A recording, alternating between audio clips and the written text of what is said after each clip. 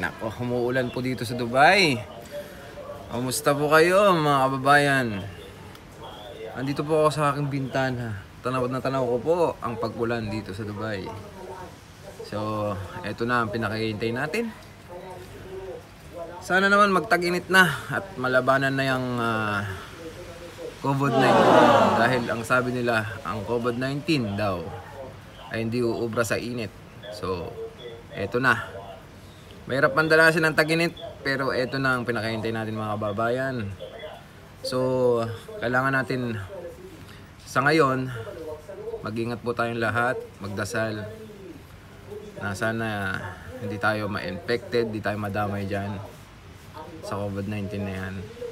Dasal lang po ang kailangan at pag-iingat. Salamat po. Good morning once again. Salamat. Bye-bye.